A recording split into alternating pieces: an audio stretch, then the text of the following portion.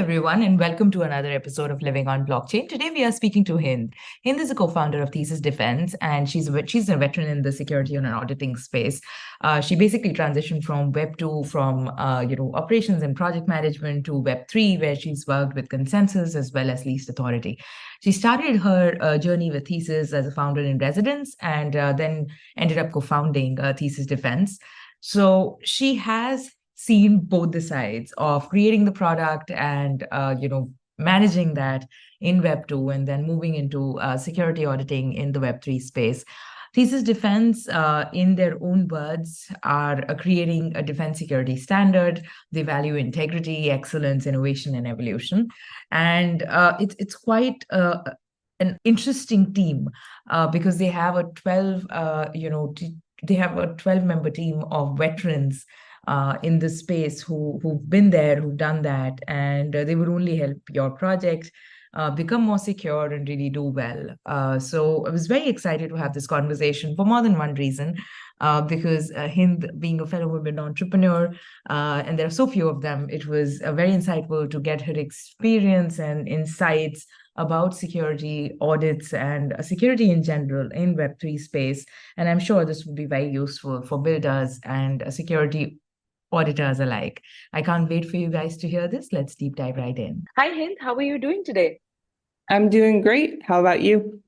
I'm doing wonderfully well. Thank you so much for asking. I'm so glad that you could make the time to speak to me and our listeners today. Can you tell us a little about yourself and how you got into Web3? Absolutely. And it's my pleasure to be here. A little bit about me. So I grew up in the Middle East for the most part. I studied political science.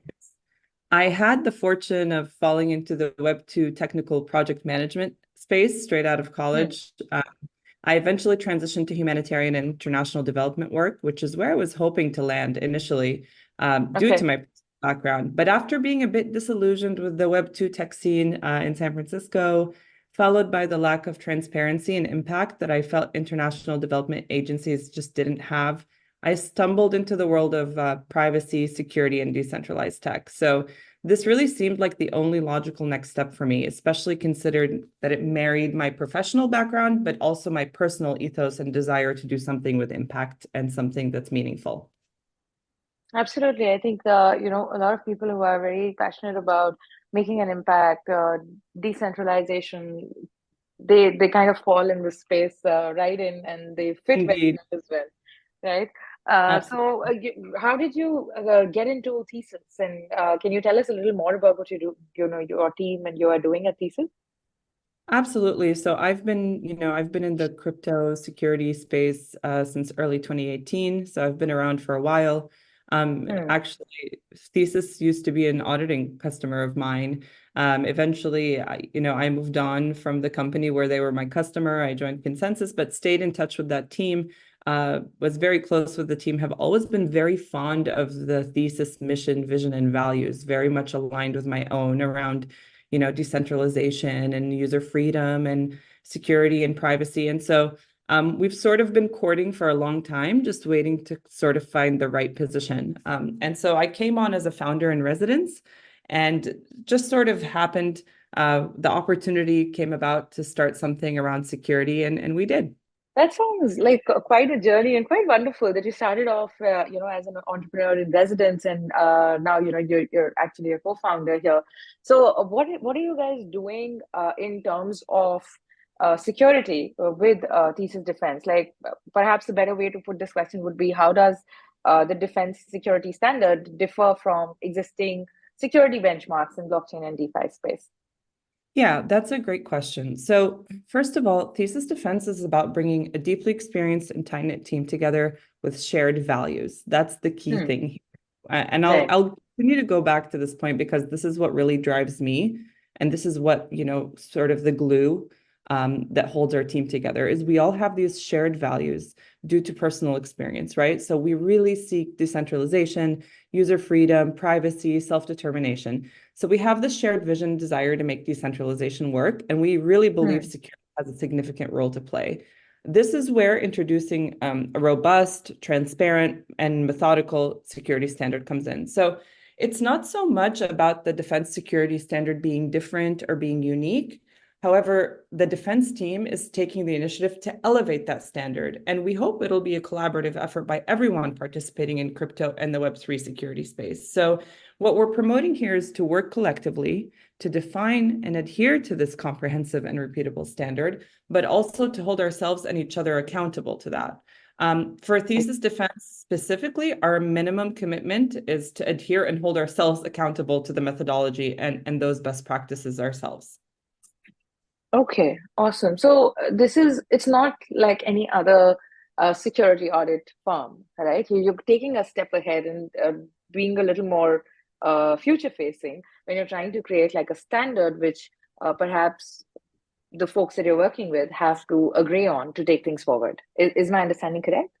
Yeah, we're being extremely intentional about following, elevating, adhering to, and being consistent about a standard so that we do our job and we do it well. When there's no measuring stick in the space, it's very easy to cut corners and still be rewarded for work because nobody can assess whether or not you're doing a good job. So you can be profitable, you can be successful.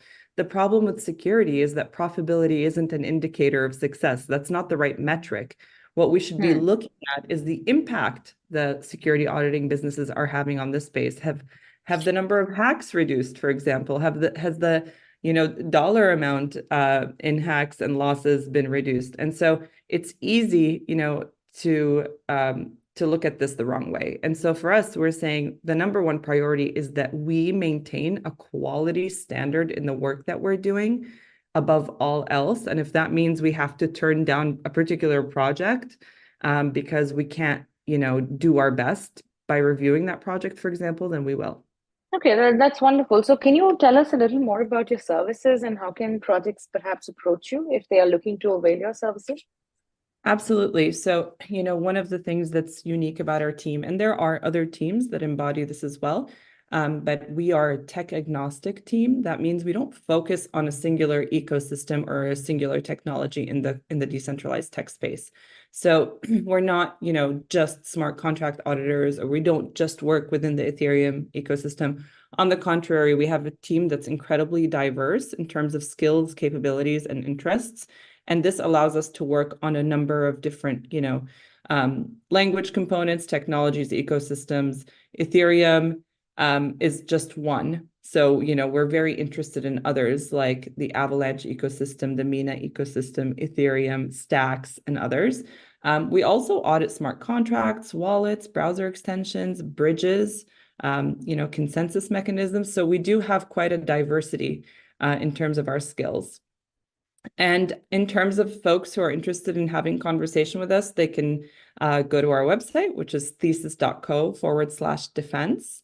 And they can certainly schedule a call there and they can have a conversation with me, or they can shoot us an email and we'll get back to them. Awesome. This is absolutely brilliant, and especially because there are a lot of security audit firms nowadays, and they're trying to productize, their services. Is this something that, you guys are looking at as well to productize, what you guys are doing with Thesis? Well, look, I think, there can be value in productizing as long as you're not undermining the integrity and the quality of your services. We don't have, one of our goals isn't to scale and become this very large security firm. We're pretty boutique and we intend on staying so. We really want our quality to be the thing that drives us. And we don't want sort of size or scale to diminish the quality of our work. And so, we're just getting started. And right now, in terms of our services, we offer, security audits. However, I do think that the future is really going to depend on figuring out new ways and addressing security better. And I think there will be, automation will have a huge role to play with that, especially with the emergence of AI. However, I think this is key, which is this is not a replacement of the security auditor, and it's not a replacement of intuitive code review and that intellectual exercise, which can't really sort of be replaced by machine learning, but it can be aided by that, right? So if you have a database that can aid you in terms of like what we've learned already in a really intelligent way, that can help us in terms of predicting what might come down the road and what we're working on now. So Of course, there is ample opportunity for automation. There's ample opportunity for tooling. We see some ecosystems that are mature or more mature rather in the decentralized tech space and have more security tooling, and sort of the attack surface area of certain programming languages are better understood, but there is still so much that is not sort of covered adequately. And so there's plenty of room here for innovation and opportunity. Absolutely. I think there is something new that is happening in Web3, every day, every minute almost. And that kind of obviously gives rise to different kind of security threats that products and platforms do see. Drawing, from your experience, how can perhaps, like, first let's step back. What do you see as the most pressing challenge and vulnerabilities in the current decentralized space, and how is your team addressing them? And then post that, if you could tell me a little about how do you stay ahead of the emerging threats and, of that curve basically, and continually adapt your security protocols. Because I think this particular answer would actually help some folks who are building in this space as well. Absolutely. Yeah. So I think the most pressing challenges in terms of security in the decentralized tech space are twofold, at least on the major level, right? So first, we have a major supply and demand problem in the auditing space. There Right. are just far more teams seeking security audits than there are teams who can provide them, which results in a lot of auditing businesses popping up without the appropriate skills or experience. This is Yeah. massively problematic. So those teams are able to succeed and become profitable due to the high demand for auditors, but that doesn't necessarily make them good at what they do. So, customers will go to them out of desperation because there is just the supply is insufficient. And sometimes, customers go to auditors for the wrong reason, and they're sort of happy with the stamp and not really, high quality work. So that's Right. one challenge. Another challenge is the absence of systems of accountability. We don't have systems of accountability when it comes to security across the board. There's no real way to assess whether auditors are doing a good job due to the lack of of broadly agreed upon standards, as we discussed before. And there's no accountability for teams who don't choose to get an audit or get an audit for the wrong reasons or by an inexperienced team. And finally, there's no accountability for teams who undergo an audit, but then don't address the issues identified in the audit. So they're ultimately knowingly putting users at risk. So, ultimately the industry as a whole and individual users end up paying the price when hacks take place.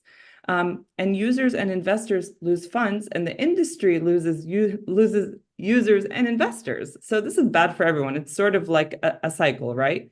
Hacks happen. Users and investors lose funds, the industry loses users and investors, and so it ends up being a disadvantage for everybody involved. And then in terms of, you mentioned staying ahead of emerging threats and adapting. Yeah. So here's the thing. Auditing teams are in an incredibly unique position to have the first look into new and novel protocols and technologies.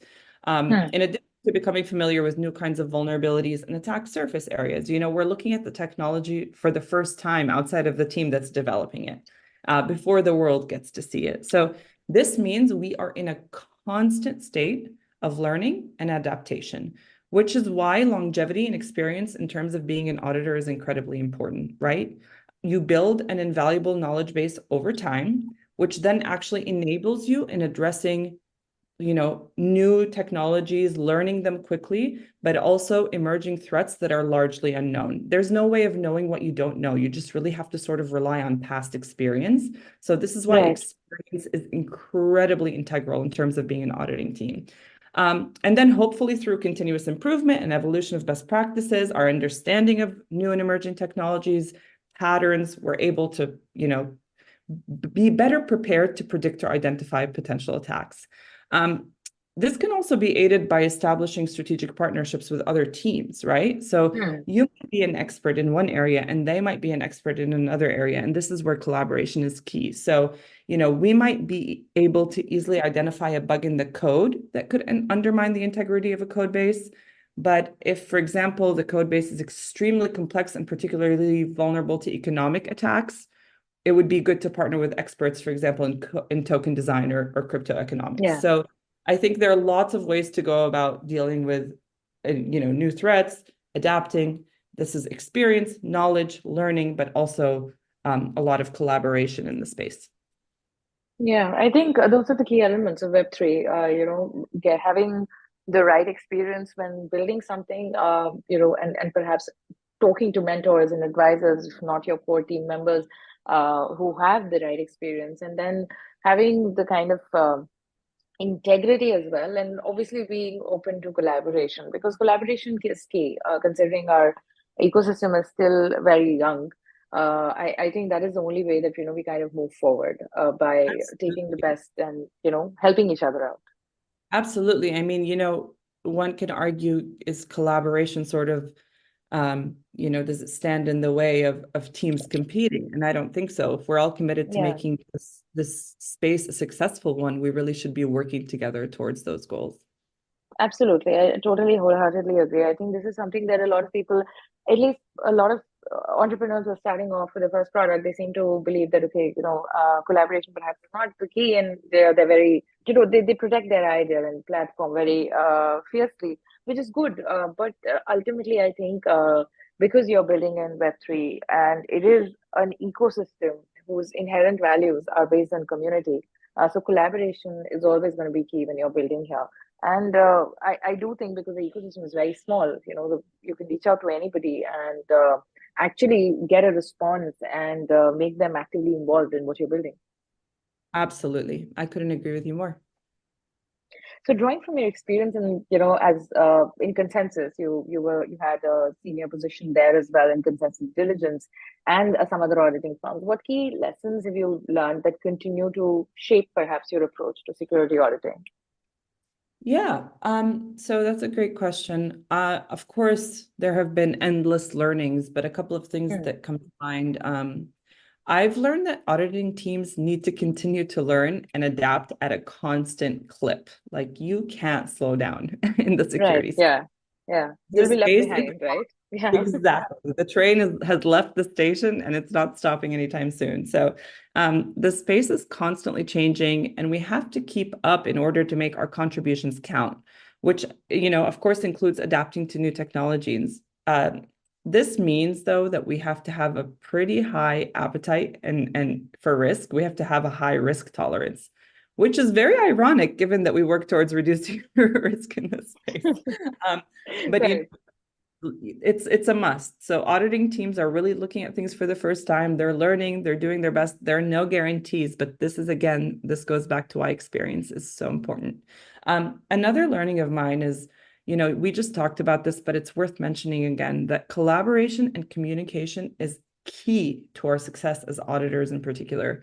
So much of what we learn about a technology that we're auditing is derived from both internal team discussions and discussions with the development teams that are ultimately our customers. So this is especially why I think collaboration across the space and developing an agreed upon standard is particularly important. So, when we're all on the same page, when we're in communication, that's where the nuances appear. And it's often, the nuances that lead us to the most critical vulnerabilities. Right. Absolutely. I think you put it in a very succinct and beautiful manner. It's the nuances that are the key. So, again, going back to your experience, how has the landscape of security auditing evolved over the years? And what do you anticipate any kind of new trends in the future with the bull cycle looming ahead of us? Absolutely. I think the auditing landscape is dynamic and ever-changing. We've gone from just having manual code reviews to a massive diversification in approaches to security. Hmm. That includes the development of new security tooling, both open source and proprietary, formal verification, bug bounties, and what we all see so much of today is the emergence of contest platforms and marketplaces, right?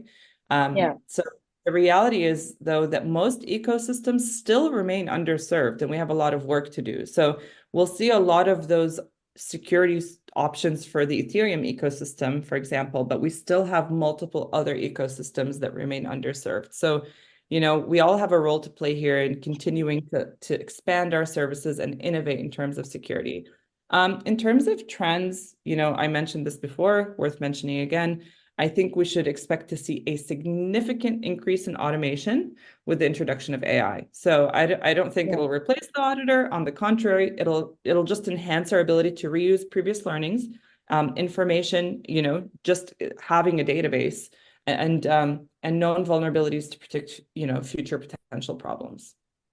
Absolutely. I think I totally agree. I don't agree with the naysayers who, herald that AI is going to be taking up jobs and whatnot, and they paint a very bad picture. I think it's like internet, right? Garbage in, garbage out. Any AI tool that you're using is as good as the person who's actually putting in the prompt. And what are you putting in as a prompt, right? So Also, who's also, really what is the yeah, information that's being fed to that database that's giving you responses to that prompt? This is why exactly. to be really careful about how we utilize technology, and that's always been the case. Yeah, You know, not just in sort of decentralized tech, in all technology developed in modern society. The way in which you utilize it either leads to your success or it leads to your demise. And so I absolutely. think we have this incredible tool here that we have the opportunity to use in the right way, and I think we just need to be careful that we do so. Yeah, absolutely. I think this it's a tool that can enhance, and obviously it can be, if put in perhaps not so optimum hands and somebody who's looking to be a bad fish in the pond, then obviously it can be dangerous. But it's all about the hand wielding the pen or the sword, right? It depends on who's using the tool, and you can use it to enhance whatever sector that you're working in. Like you've mentioned, how it can perhaps help in security. Like we can pick up from our past experiences from a learned database, and that itself is huge, right? Because human memory, though wonderful, can be limited at times, and that Absolutely. can be that can be a bit of a disadvantage when you have a Absolutely. lot of experience, yeah, but you're perhaps not able to tie it all together, and because of various factors, and I think AI can really significantly help for that.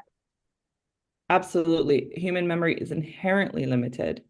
Yeah, And, we have an opportunity here to utilize it for the right reasons. I completely agree with you. absolutely. Yeah. So in terms of just creating a broader community of developers and users, and perhaps educating them about the importance of security in decentralized technologies, how is Thesis Defense taking on that challenge? Because I do think educating the user and developers is important, because as you said, there are some who would not get the security audits done, or they will get it done and they will perhaps not implement the changes that are being recommended, and then it's moot, right? That then there was no point Yeah, of getting the audit done in the first place. absolutely. Yeah, this is a great question. Well, first of all, having the opportunity to speak to you today is one of those, approaches to educating the broader community. So thank you for having Right. me.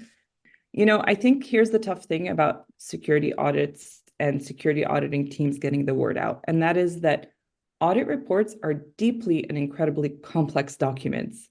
Right. And they're not very user-facing, first of all. And second of Right. all, while we're major proponents of open source code and publishing of audit reports, it's ultimately at the discretion of our customers and those development teams to publish them and to open their code. We can't force that. So we can do the audit, we can advise, but if Yeah. they, choose to keep that information private, it's completely at their discretion. And so it's too bad that we can't sort of rely on, hey, has this code been audited? What does the audit report say? Because most people can't really consume that information. Um, Hmm.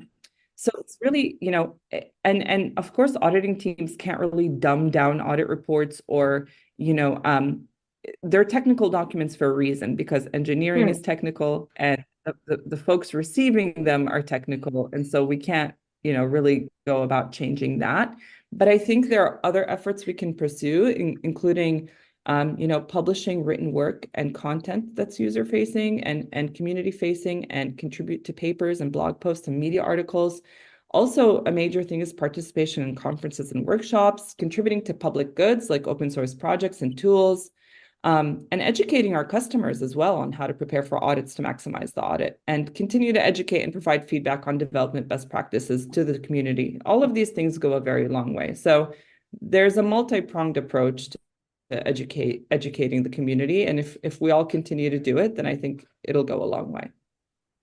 That's a wonderful answer. I think you've covered mostly all the bases that somebody who's doing perhaps security auditing should be covering when trying to Mhm. educate their developers and users. So, in terms of in your opinion, what role will security standards play in shaping the future of blockchain and DeFi landscape?